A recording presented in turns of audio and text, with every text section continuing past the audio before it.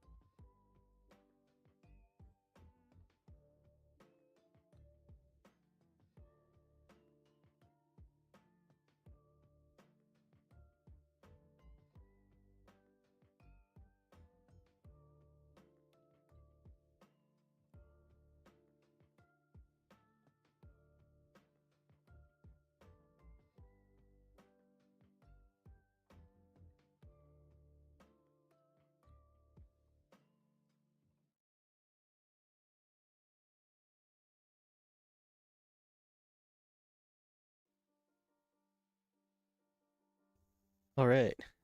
Hello. Welcome back. All right, get going again.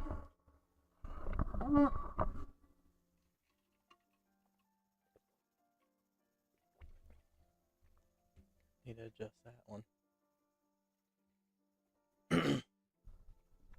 All right. So, yeah, the topic for tonight is.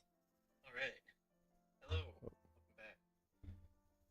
We are talking about why building a game studio, the reality of building a game studio. So I'm going to go ahead and share my screen. We're going to be working on the what used to be the Accused, now is Oculus. So that's what we're going to be touching today. All right. Yeah. So the title of the video being, or title of the stream being, the reality of building a small studio. Um, to those who haven't seen us before or have, we started King Panda Studio officially last year. Unofficially, it's been going on for, I don't know, since 2016, I believe. Um, it was just me and our artist Nathan.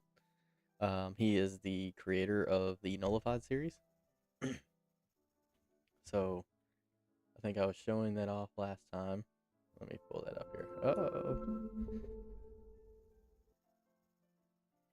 sorry, that was a little loud. Let's get that off to the side here. Whoop.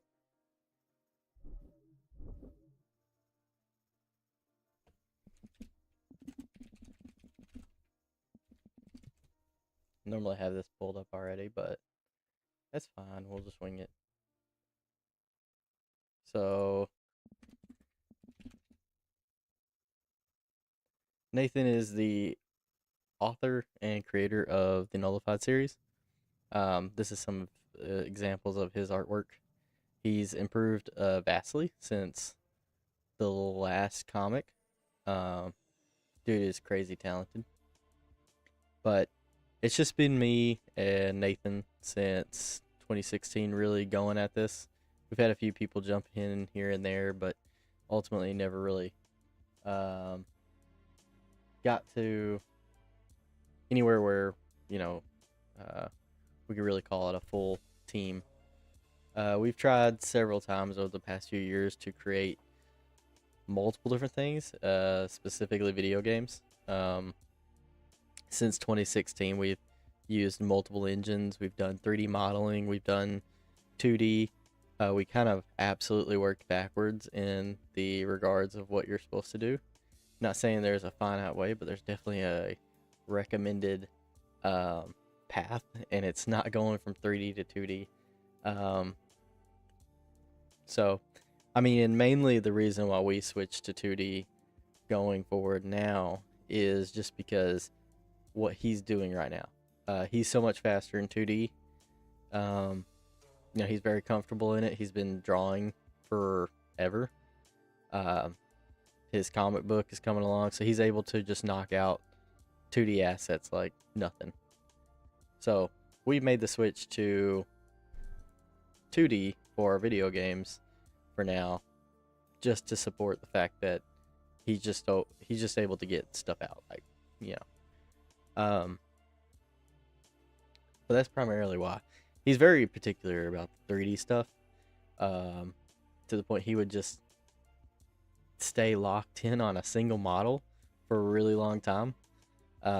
So that wasn't very great, and I was still learning all the game engines. So we absolutely started in the wrong direction. We really started with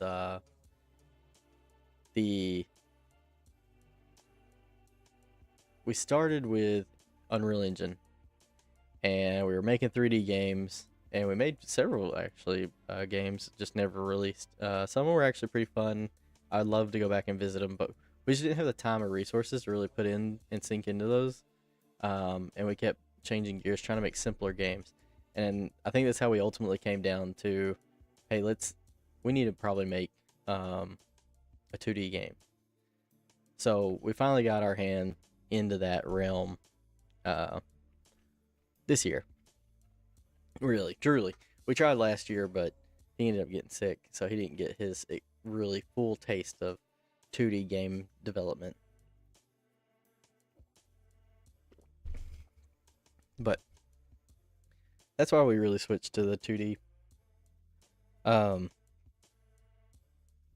So just to kind of give you a background, like, this is his art. So the stuff that you'll mainly see inside of our video game is going to be assets from him.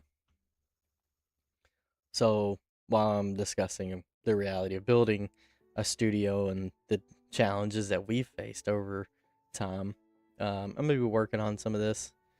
We're going to be putting in a few asset packs, or not, I wouldn't say asset packs, but assets that I was given today, mainly for our loadout.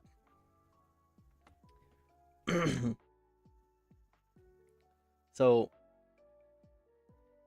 people think, sometimes I feel like people think that running a studio might be easy, or they think it's hard. It really just depends on who you think. Like, once you get a product out, they think, oh, well, you're probably killing it. And honestly, it's not the same. People think, oh, well, I gotta have funding, I gotta have money. We didn't have funding or money, and honestly, we didn't start officially register our business until we've actually launched our Kickstarter and was successful at launching it. But it doesn't mean that you don't have to have a registered LLC to start doing this. You can do it now. It's really just doing it. I mean, I know people who are watching game development and doing game development, they already know, like, oh, I can make a game, I can just release it. But it doesn't matter if it's games. Obviously, music, I think a lot of people understand music more. But if you're doing comic books or author, just shoot for it, You don't have to have the money. Don't worry about the money part later.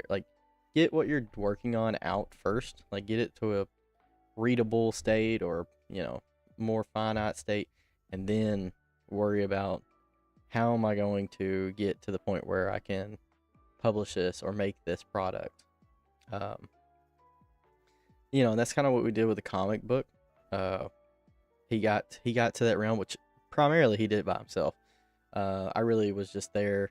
We decided to wrap it up under our banner, mainly for the fact of launching our studio off of it and kind of just branding it in total. Um, but he mainly ran that whole entire thing, and I just really helped with like marketing and stuff like that. But yeah, absolutely. You don't have to have money and everything to get going into some of this stuff. Why did that open on that screen? That's so weird. Uh, for now, I don't have like the best asset screens for this, so we're just gonna be putting in some equipment in the meantime. So, I've had people ask like, what is it that we do day to day? Because I don't do this full time, neither does he. As much as we'd love to do it full time, that's just not reality. If we're not making a living off of it, it's not something that you can do full time. So I wouldn't say day to day. I mean, well, to some degree, I mess with the studio to some degree day to day. That could be depending on your role. I mean, it depends on what you're doing. If you're completely solo and you've started your own company, you're going to be doing everything, obviously. But I do finances. I register our expenses. Um, I set up events. I find events. I register for the events. I manage our online files, so where we share stuff. I manage our Discord. Um, make sure that's all set up and organized to some degree as best I can be organized. Um, aside from that, it's mainly just working on the game because I'm primarily video games and he's primarily 2D art. Uh, comic book is the big focus, especially because we have a release coming up here soon, which we need to film a announcement for. That's the other thing. I come up with filming, videos and stuff like that, just promotional stuff. He usually does just all the art assets of everything. So any promotional stuff that we need, he might do that. Now, day to day, I wouldn't say it's like a routine day to day thing. Um, it's can I fit an hour in here or there? If I have the time and energy, if I'm really on a roll, can I fit in a few hours? And that's primarily where we do the day to day stuff. It's just, you know, do I have the will today to really do it? I know that sounds bad, but it is what it is. I mean, you work full time job, you got stuff going on, and you're not making money from this. Nobody's paying you, so it's a passion project. So you kind of have to take it slow and don't burn yourself out. I've already done that once before. It's not fun. It is hard to come back from. It's hard to motivate yourself. So absolutely don't burn yourself out. Especially considering if you got a full time job and you're working both jobs. Uh, and I say both jobs because you're gonna be doing your primary job, and then you're gonna be doing all of the stuff that comes with running a studio. Uh, regardless of what your studio does, if you're making comic books, if you're making video games, you're gonna be doing everything. Uh, one of the things that I've been dealing with lately that's been a headache is taxes. And I know everybody's like, "Oh yeah, taxes," but yeah, that one it's definitely one that's been getting me. I thought I knew, I didn't know. Um, it's definitely a hard one. All right, so we need to move this button down. I have this ready button that's really hard to see up here, and I don't really have a good place for it based on this image right now. I'm gonna try to push this down. I guess just down to the bottom for now. Uh, cause up here, I mean, I really don't know. The whole premise here is that for this screen, just so you know, is we have this loadout screen, and this is a terrible, terrible screen setup. But this is the logic working of how this is gonna play out. Eventually, there will be our assets added and everything, and these will actually be meaningful. They won't just be buttons floating on a screen. Um, but we will select a mission here or a fight, and then you'll go to a shuttle button, or a shuttle button. You'll go to a shuttle. Basically means you're leaving the encampment, uh, and you'll go to a loadout screen, staging screen. This is where you're gonna like set up all your gear and allocate, points and stuff like that, or whatever. Be able to check your stats, and once you have your loadout, kind of like, if you're loading out in Call of Duty, you set up everything and then you deploy. That's kind of how we're doing it here. So you would go to your shuttle screen, you would fix your loadout, and then you go into the match. So we have to have a way to hit ready, or basically, hey, take me to the next screen. So I'm gonna move this button down. I got this little separator here. I'm gonna try to drop this 500, a little bit more. But yeah, not really doing stuff day to day per se. I try to work on the game or something to do with the studio in general. At least 1 hour a day.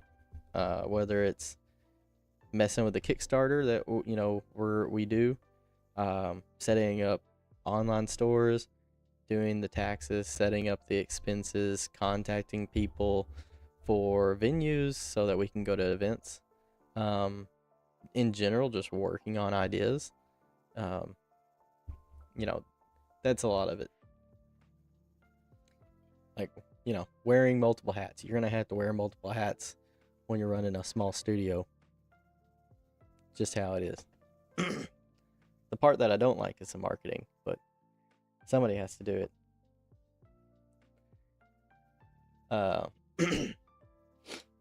Sorry, my sinuses are going crazy.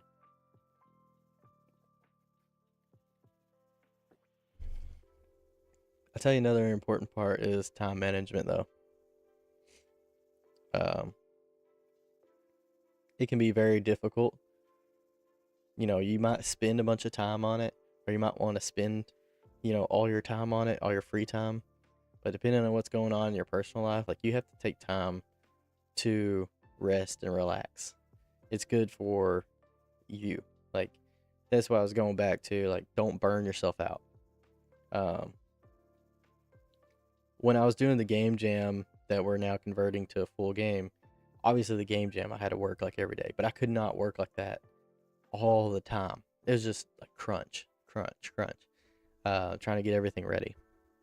And you can't work like that. I wouldn't even say you can do an hour a day sometimes. You might be working on your game and you might need to take a day or two off. Watch some TV, watch something, play some games, kind of get your creative juices going again. Take a break and then come back to it. Don't take too long of a break. You take too long of a break, depending on what you're doing, you're going to forget, especially if you're coding like me. You take too long of a break, you come back and you look at your code and you're like, what the heck is all this?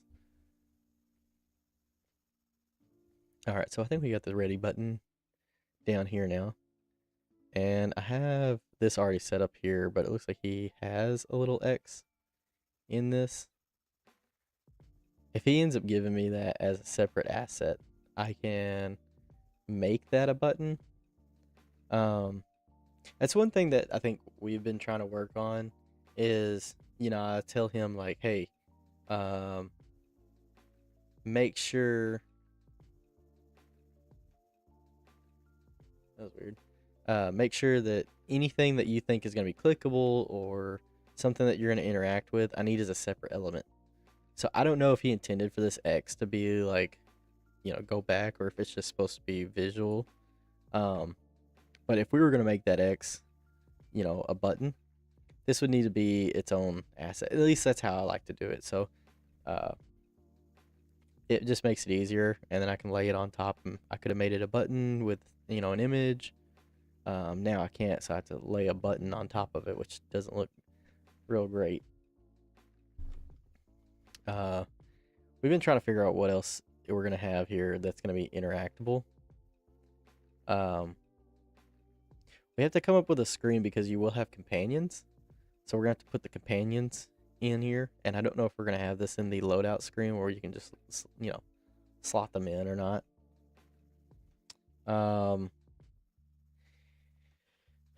I actually need to talk to him about this because he put the stats here, and I don't know if this is just supposed to show your stats or if you're supposed to allocate stats here. Because we have a training ground, which means you shouldn't be allocating stat points here. But absolutely, you'll have your equipment. Now, I'm kind of curious. I guess, see, all right, like these boxes are probably going to be interactable. They needed to be like separate assets. For me, just because I'm going to probably make them buttons, and it would just be so much easier to have the button with an image around it, and I can move them or lay them out in a grid just like he has it here. So that would be really helpful. Um, let's see.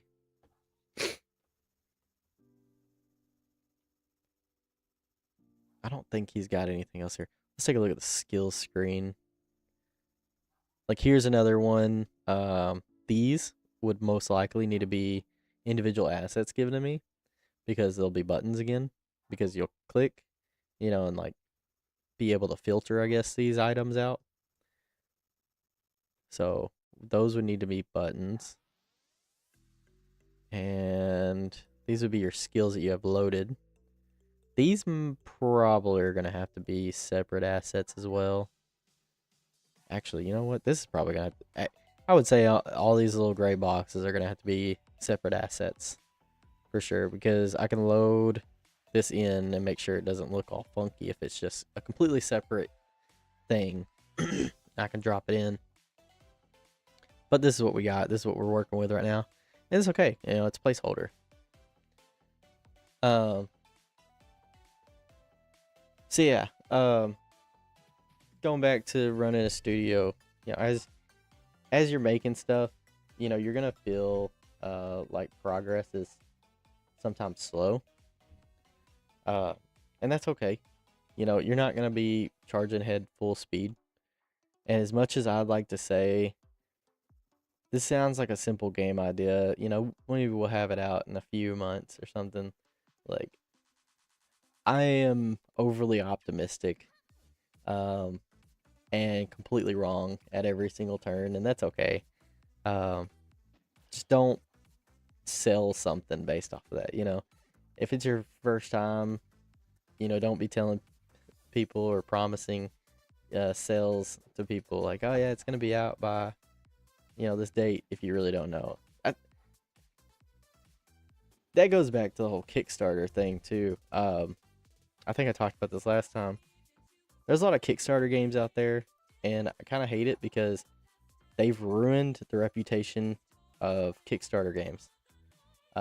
Nobody trusts Kickstarter games anymore. They see them and they're like, oh yeah, that's probably gonna fail. I'm not gonna support that. I feel like there's less willingness to support Kickstarter games because of all of the bad publicity that they've had over the years. And it really sucks. But this is how we handle our Kickstarters. This goes for our comic books. This is going to go for our card game. This is going to go for our video games. If we even do Kickstarter for video games, I don't think I will. But when we do a Kickstarter, that product's coming out regardless of what's going on. So Kickstarter fails. That sucks. Doesn't mean that the product's not coming out. So when you get into there's a whole section in Kickstarter that says like, what's the risk, of this, if you don't get the funding. The risk for us is just you don't get all the extra cool stuff that we plan on doing. Like when we're launching a Kickstarter, we build out a ton of extra like supporting product to support whatever project it is. So like when the Nullified series comes out, it's not that the comic book is, dead set on like, we need the money to make this product. It's, we need the money to get you hyped up about this and then like go get more like little things, like it's kind of like a hype train for us. We use it as a marketing tool, gauge people's interest, see, how interested they are, use it as a way to launch, and get more product. And that's kind of how we utilize Kickstarter. And I don't, that's not how everybody uses a Kickstarter. I know not everybody can use Kickstarter that way. I mean, some people have to pay artists up front and they're like, I need this money or I can't pay this guy to do all these pages because he's going to charge $75 a page. And I have 20 something pages and that's a lot of money. And I get that.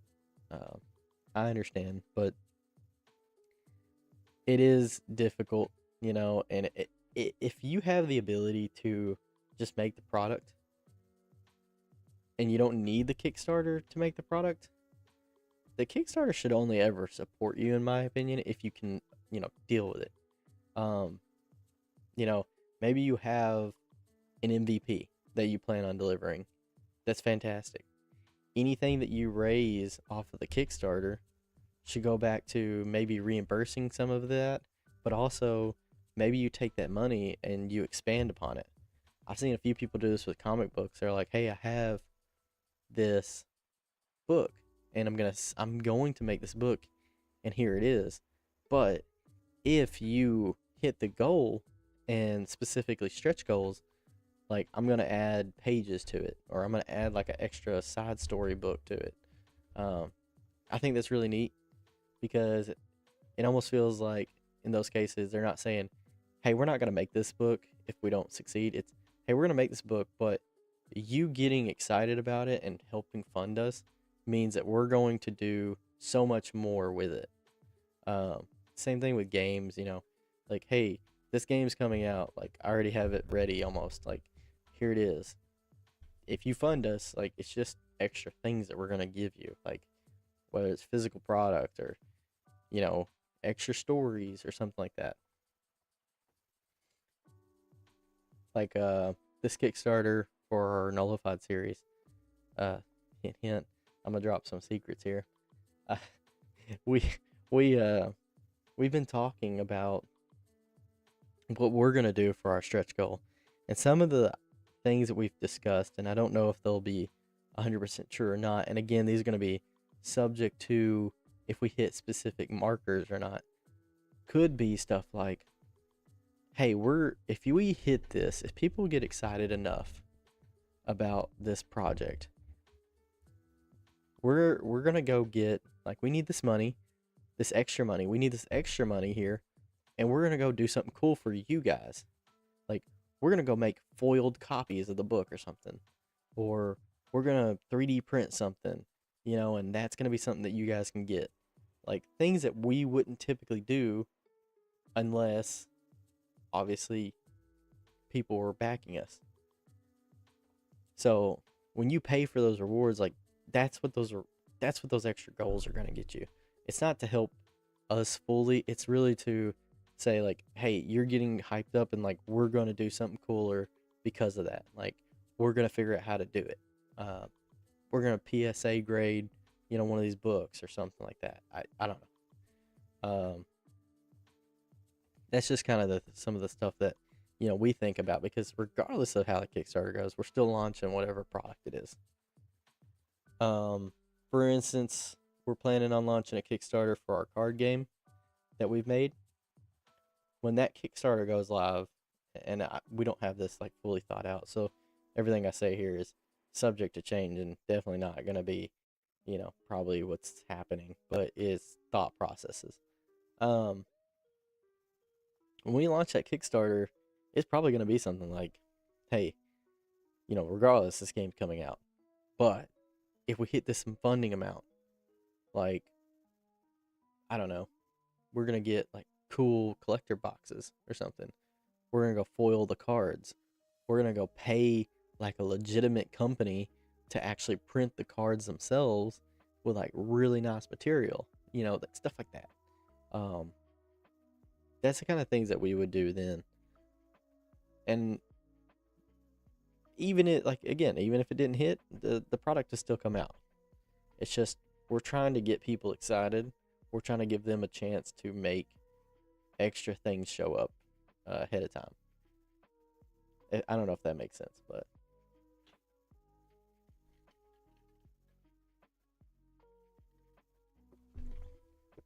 oh man, I'm dying of thirst now. over here drinking water, and now I'm like, oh my gosh, dying.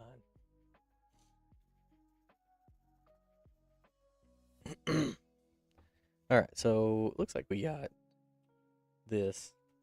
So let's take a look real quick.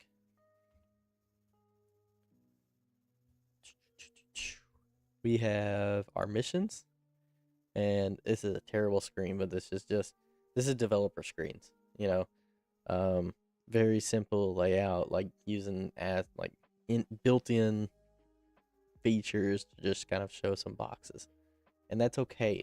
That's how these things start. So we got a little icon. It's really hard to see.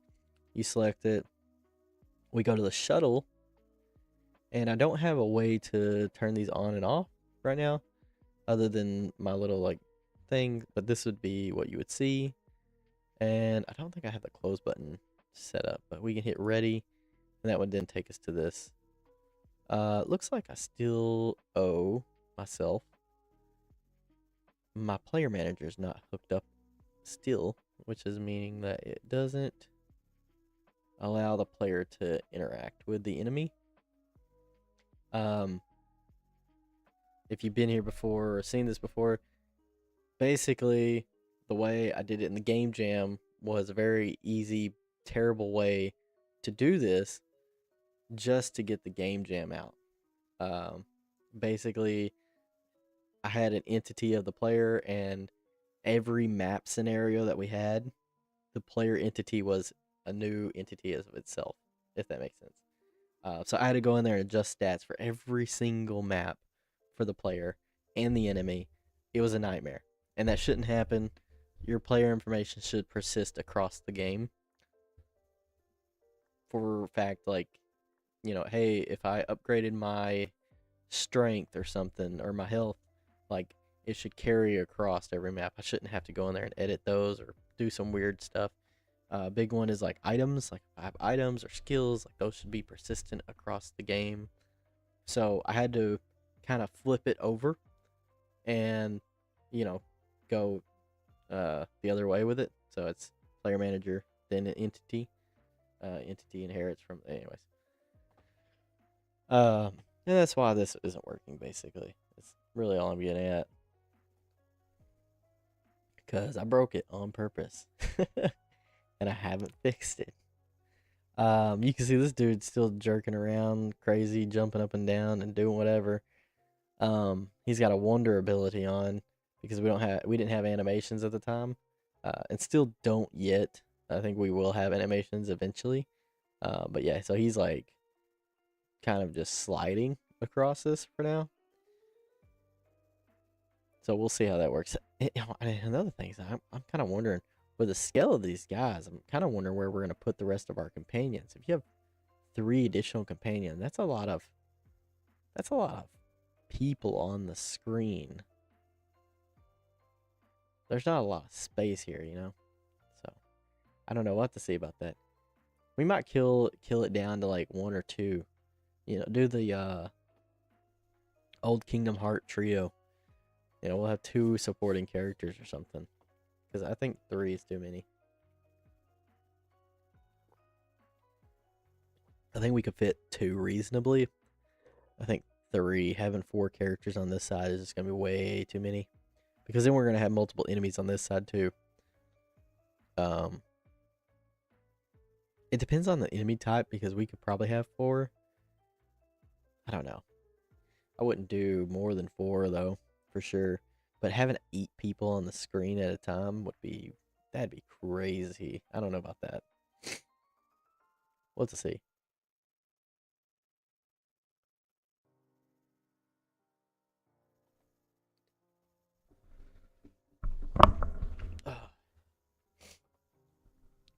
Trying to grow an audience, going back to the whole thing.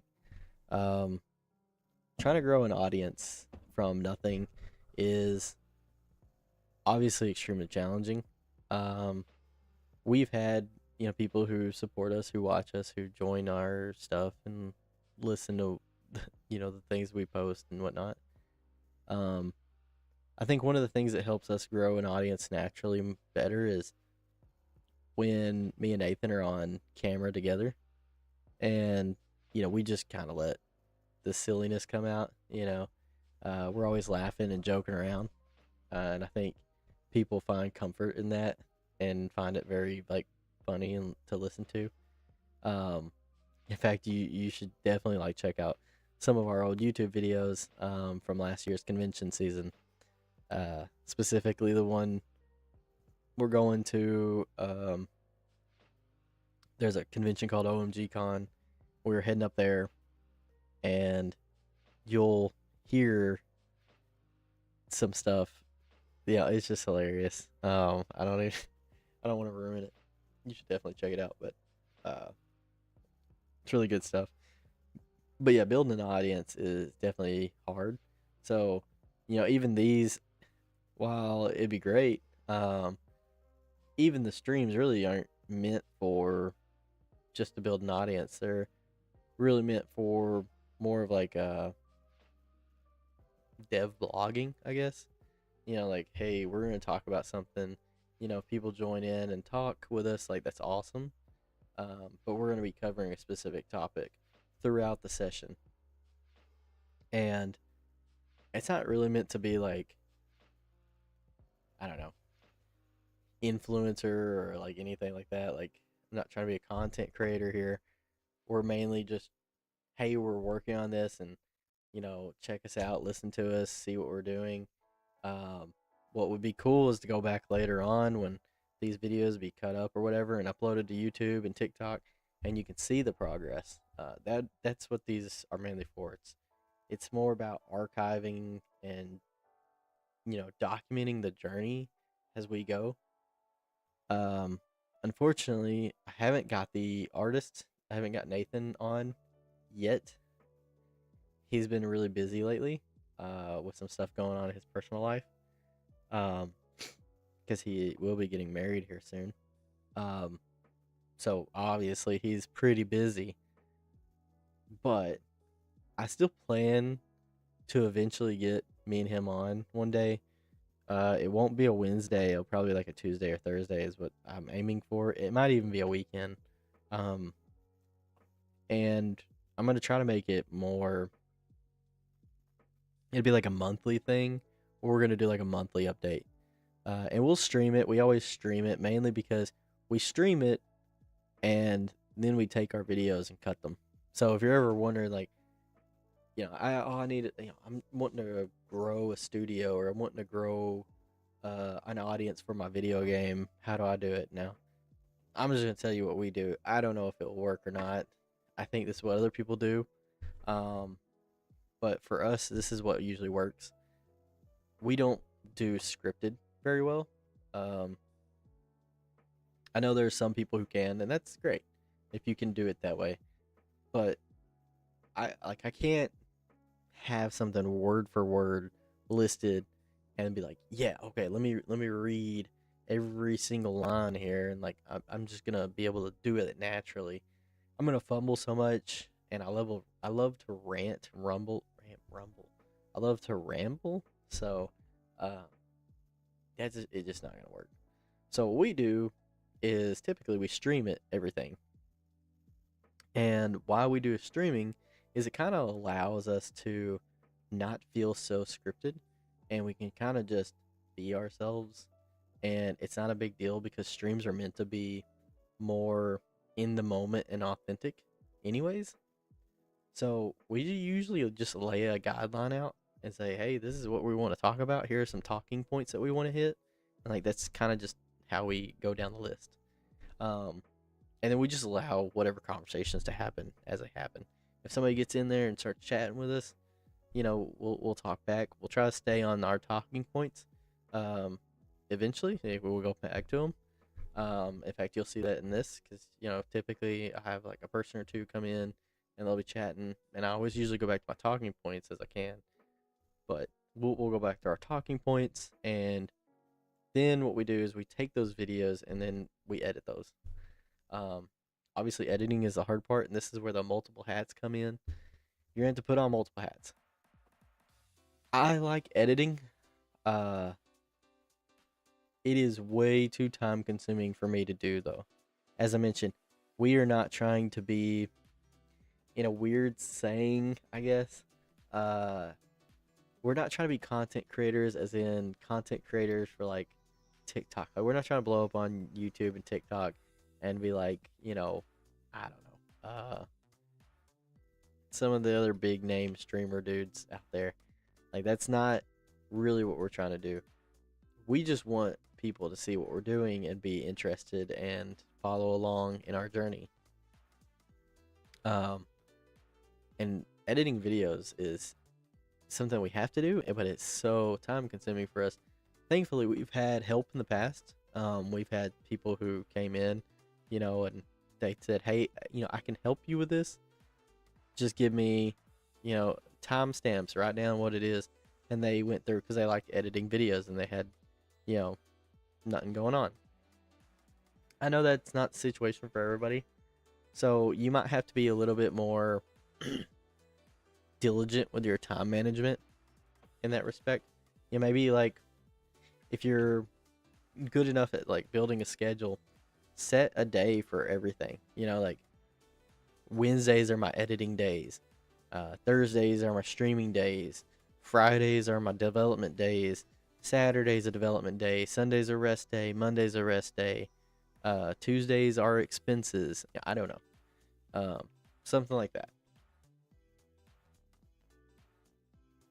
Thankfully, I do have one other guy at least who can sometimes help with that, some of it, and we've slowly been building a small team of guys. Well, I say guys, people who can help us, and want to grow with us, and that's always the goal for us is growing. Like we're not we're not no millionaires or nothing, like, but the whole point is, hey, we've done something and we're trying to inspire other people to do stuff, and we want to get in a position where we can help them do stuff. And primarily we're focusing locally, but eventually, like, we'd love to help people globally, um, if possible. And though that help can come in many forms, it's not. Some people think that what we mean by help is, oh, we're gonna do some art for you. We've had people ask, and while we'd love to do that, we only have one artist, and he's already super stretched thin. So usually the help doesn't come in that aspect. It comes more as like advice and guidance, really, right now. In the future, we'd love to do that, but like that's just not where our studio's at right now. We can't offer, hey, we have contacts, we have this artist, Um, it definitely can't help with funding. But we have contacts, we have connections, we have people, that we know. And we've done some of this stuff. So, it's a lot of like, how do I do this? How do I have this. Can I tell you about it and get your feedback? And it's like, yes, you absolutely can. So we always encourage people to get in our Discord and share their own projects in there. You ain't got to share the whole thing, but just, put out a filler, put out a summary, post some images or something. We have a whole form in there. And it's just like, hey, go in there, show people your stuff, and get some feedback. That's really what we're trying to grow here. Um, but that comes with growing the audience. I think we've done a pretty decent job with only been up and running for a year, and we've only really got like uniquely, we got like two products. In total, we have like three ish. Because we're about to have the second Nullified book come out. We're working on 4 and 5 products, but those are, one of them is right here. But they take time, unfortunately. So as time goes on, we'll eventually get those out. But yeah, that comes with growing an audience. We went to conventions and we've actually had people come look for us specifically, which was super cool. People literally were like, "Hey, I seen your post. I wanted to come down and check it out." It's like, that's freaking awesome. Like, that's so cool. Thank you. Um, we've had people at conventions, see our stickers and come by and be like, "Hey, I seen the sticker and I really had to have it because I just love the design." It's like, that's awesome. That is so freaking cool. So I think we've kind of succeeded in growing like a passive audience. They might not be tuning in every day, but that's okay because that's not what we need. We need just the people to recognize, hey, that's King Panda Studio, and they're got some new thing coming out, and I want to go check it out because they're really cool and they got good stuff. Like that's the goal. That's what we need. Um, people aren't following, or well, most people aren't following Ford online and saying, "What is Ford posting?" Like the car company, like, what are they doing today? And I said most people, not everybody. There are people who do that. I don't know, but most people are not doing that. The only time they care about what Ford is posting is if they're into Ford vehicles and they just dropped a brand new truck or something. They're like, "Oh man, like Ford just did this thing," or like they dropped a really funny commercial. Like, "Hey, Ford dropped this commercial," whatever. That's the kind of thing that we want. Obviously, we're not going to be the biggest Ford, but just when we drop something, we want people to be like, I wasn't following these guys. I wasn't listening to the updates, but I'm very excited about what just came out. And now I can go back and look at all the things they were doing and see the progress, if they're interested. I do that. So, anyways, I think I've been staring at that guy jumping around long enough. Let's see. Something else that I have to do too. This is another hat that I have to wear. I have to make music and sound effects for a game. It's always the last thing we do. Um, but I mean, honestly, the one of the hardest things is like, well, I mean, the hardest thing for us is marketing, but it's also decision fatigue. Like, luckily, I have something I can run by, you know, my partner. If it's a Facebook post, I go over it, I create it, I set it up, and then I typically go like I clean it up through, put it through AI and say, hey, like clean up my mistakes because I'm a freaking terrible writer. Um, and I get that back out, revise it, tweak it a little bit more, and then I usually hand it off to my artist and say, hey, man, what do you think? Like, is this good enough to go out? And he'll be like, yeah. And I'm like, okay, cool. And then they'll post it. Um, but that's a decision. Am I gonna post that? What am I gonna post? Um, there's so many decisions you have to make throughout doing anything for your studio. So that can get really tiresome. I mean, some people already know how hard it is just to pick what they want for supper, or maybe even a shirt. What shirt am I gonna wear today? So, not everybody, but what am I gonna eat today? What are we gonna have for supper? Um, what game am I gonna buy? This is the same thing. You gotta make all these decisions. What am I gonna work on today? What game are we? What idea are we gonna, green light? What idea are we gonna run with today? Um, what are we gonna do? Which conventions are we gonna go to? There's a lot of decisions you have to make, and it can be, exhausting, especially when you're doing all that normal stuff throughout the day. It's just now you got to do extra layer of stuff. For instance, this isn't really going back to decision fatigue, but just fatigue in general is I code for work. I do programming, and when I get done with work, I try to take a break. But if I come into developing my game, I mean, if I jump straight into it, you're talking about exhaustion, especially during the game jam. Like I'm going from work to game jam to work to game jam, work to game jam, staying up late doing it.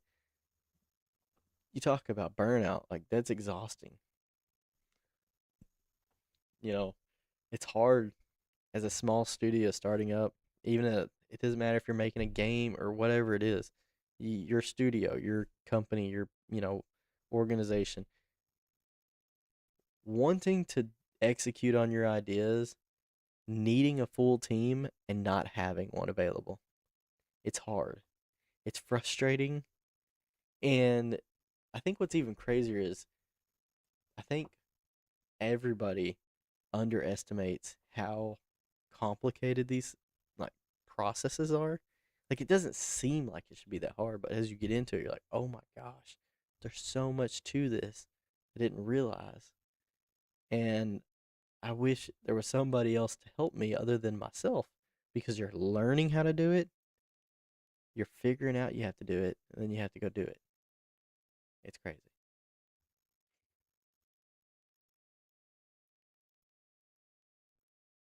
Let's see.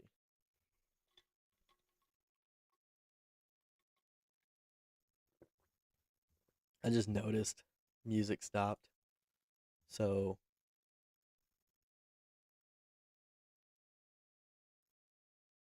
let's go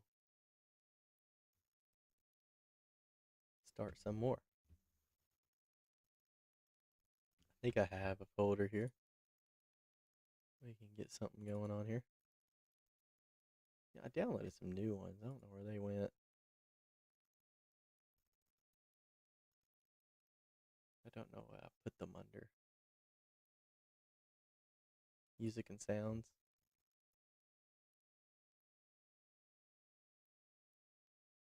Uh, I don't know. There's quite a few in here. I don't think I can use those.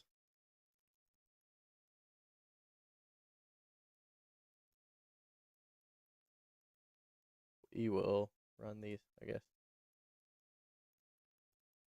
Hope it doesn't open all of this shit open. Okay. Oh my goodness. Hold on. I'll turn that down some.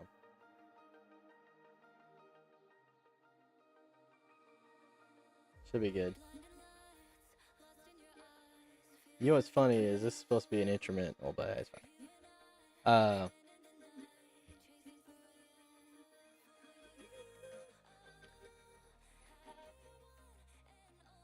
There we go. Now there is no echo.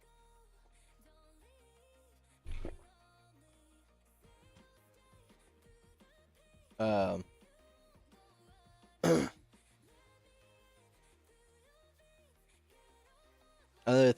going back to like having a full team and everything, and needing a full team and wanting a full team. One of the hardest things is comparing yourselves to others. Um, that is extremely difficult. Uh, I still struggle with this today. I see people who are creating games, who have released a game. I'm like, dude, I wish I could do that. Like, I should be able to do that. In fact, recently a guy just popped up, and I'm super proud for these people. But there's a guy who just created a game solo, but I think it took 4 years for him to do, and he killed it. And it was I don't want to say simple. I get so mad when I say simple, and it's not simple at all. He made a very um,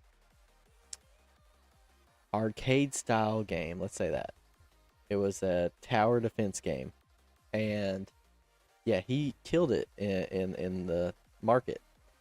Solo developer, but he had been developing this game for I think a few years, like 4 years or something. So even that took a while. And I'm sure he had his own struggles. But you see stuff like that, and you're like, man, I wish I could do that. I want to do that. I want to be that. I want to have that. But that's a bad thing to do, because you're not the same. Your situations are completely separate. Um, like 100% different. Everybody learns stuff separately, differently.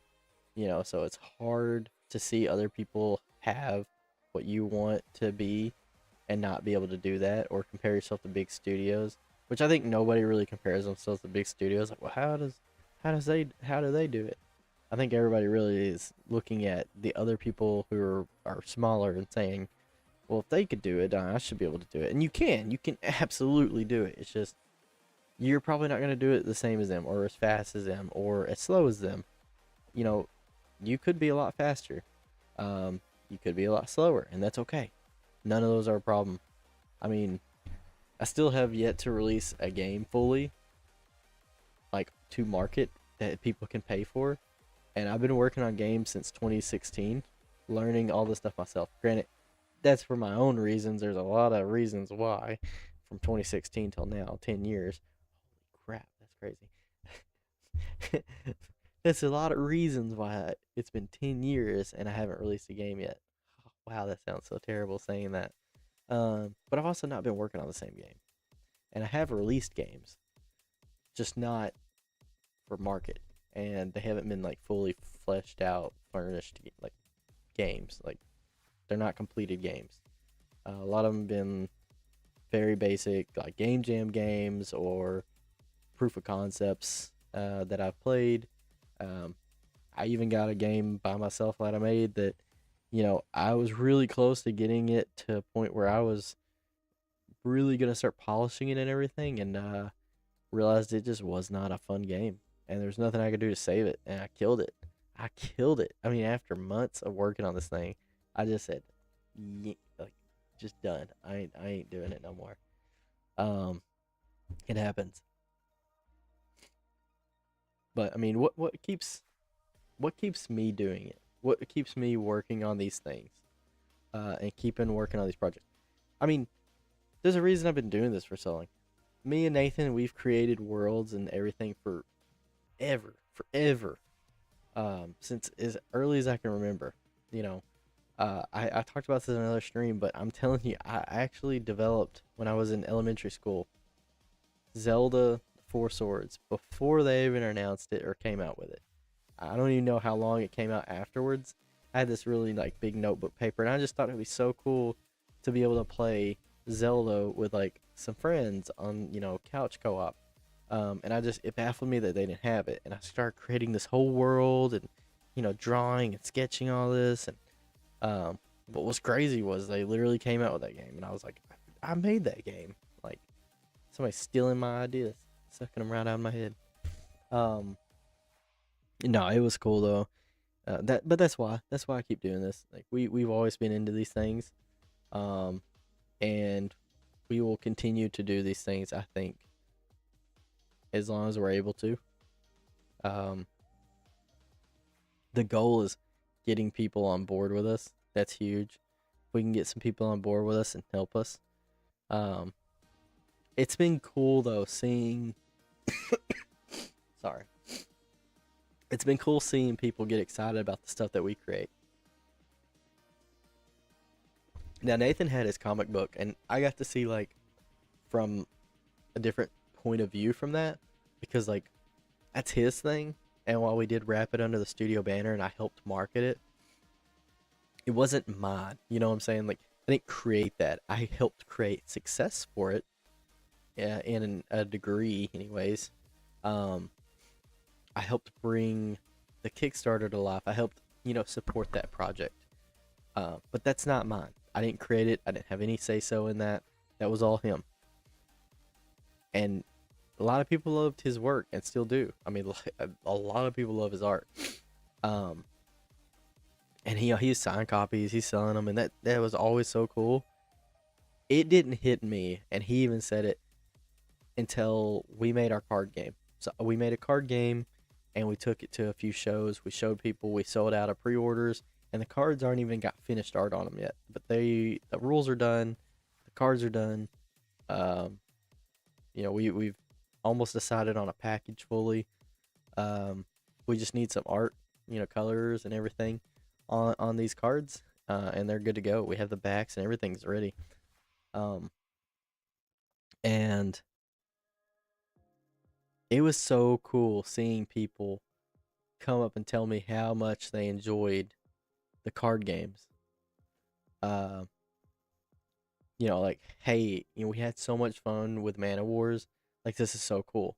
Um, Even Nate tells me, he's part of a nonprofit Dice Alliance, and some of the kids there were playing Mana Wars. They just picked it up, and started playing, and they had a blast. And he's like, dude, what? So it's really cool getting to hear those stories. People playing the game, generally excited about the game. I've had people ask me like when it was gonna be fully released, um, and everything, and that's just so cool.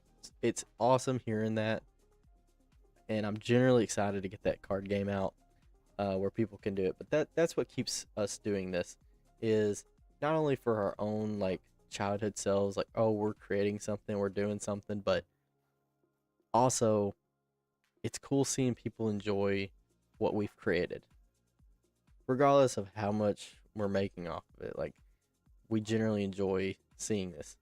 Nate's even said, like, even if nobody buys my comic book, I'm telling you, I will finish this comic book series.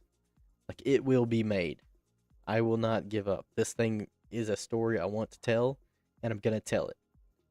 And if several years down the road, everybody finally decides they want to, read this book, awesome. But regardless, I'm making the book. I'm like, yeah, dude, I don't blame you. But that's what keeps us doing this, honestly.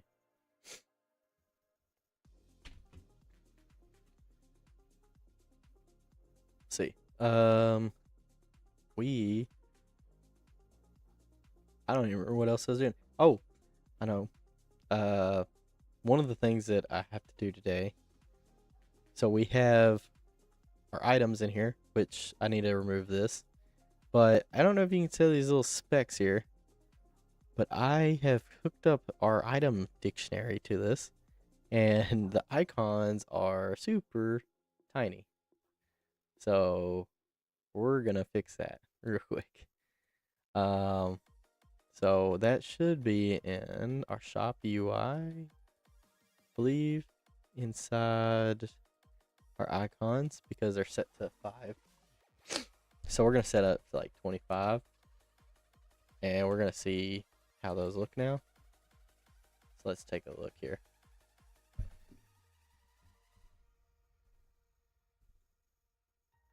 Turn that up a bit, maybe. No.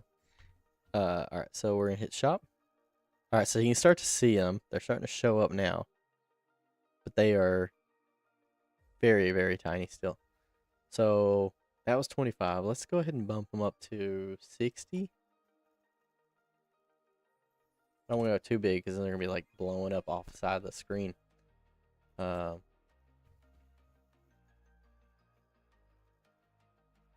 that looks a little bit better, but I think we can still make them bigger and pull them in a little bit more. So we'll go ahead. Since we did that, let's just go ahead and make it 150. Actually, let's do 120. Let's do 120. We'll double it. Let's just double that, and then see what we'll get here. All right, so we're gonna go to the shop. See, that looks a lot better. Yeah, doubling it was definitely right. I'm gonna have to fix this part though. I don't like the. I'm not fully sold on the way that I did this. I'm creating each of these things separately, so I don't have the ability to just like easily go through the UI over here and just tell it to be centered. So that's why that's kind of sitting up at the top, and then this is centered because it's on a button, and this is kind of centered in a sense. So that's kind of why that's sitting there. I don't know if we can. So typically when you're doing text, we should have the ability. Actually, I know we have the ability. It's, can we do what I want to do? So when we're creating text, we should have, there should be, let's just type it in. We're gonna say name label dot what's it called? Alignment. Vertical alignment. Horizontal alignment. We're gonna go vertical alignment. I would assume it would be like this.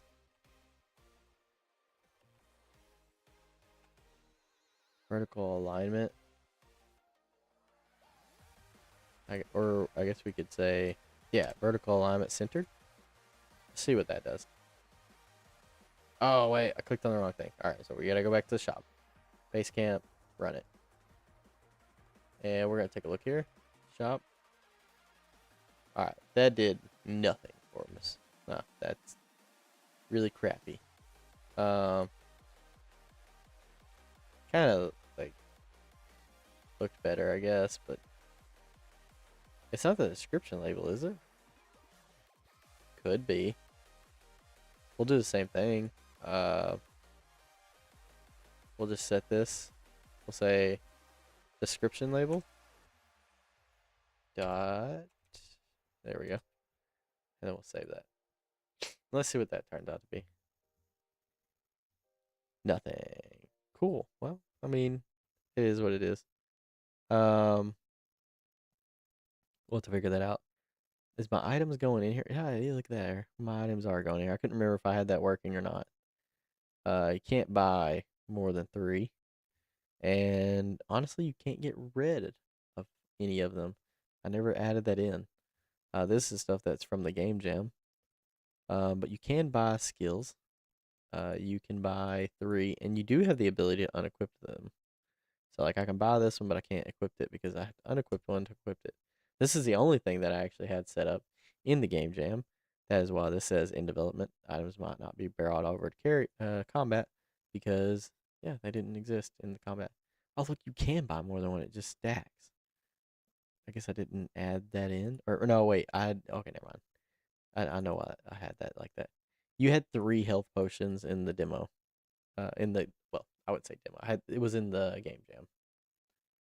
So, oops, didn't mean to do that. All right, let's see. So, let's see here. Yeah, that's primarily it. Uh, for the day. I wasn't gonna work on a whole bunch today. Mainly inside this game. We're just adding some UI right now. The next thing I have to do, and I plan to have this done by next Wednesday before we stream, I will have this character playable. Meaning we will be able to select a mission. So we'll go through the little motions here. Which I need to fix that, but that's not a primary goal right now. We'll be able to select a mission, and then we'll go to shuttle. Regardless if this is working fully or not, we'll be able to hit ready and go into that mission. And the main part I'm focusing on is this: you'll be able to actually attack again, finally, and take care of him. So that is the goal for next time. And I'll have that done before stream. And then I don't know what we'll do on stream, per se. I'll figure out something. I don't like to get too deep into the code and stuff because it's hard to critically think and do coding while streaming and talking about what I want to talk about. So I usually try to keep it light and show you guys the interesting bits like, tweaking the stats or adding the inventory stuff, messing with the UI, stuff that has to be done, but I don't. I'll just usually save for the stream so it's a little bit more entertaining to watch while I ramble on about whatever I am talking about. So, all right, well, that's all I'm really planning on going on about today. So I appreciate everybody who joined and listened. Um, Again, I do encourage you to follow us on Facebook or join our Discord community and share some of your own stuff. Um, it's really cool. We're trying to build that community out and just really be supportive of other people and other creators. So always encourage everybody to join over there. Um, I hope to have some more news to share before too long.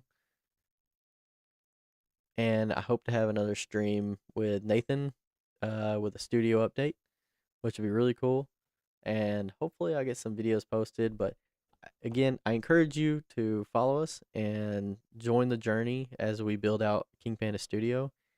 And definitely check out some of our older videos. Convention season's about to start again. And uh, we're probably going to get a little silly again this year. We like to have a good old time when it's us, just hanging out and joking, doing whatever. So it's gonna be fun. It's gonna be a fun year. I really highly, highly, highly encourage you to just jump on the journey with us this year. It's gonna be super fun. So, all right, I will catch you guys next week. Thanks.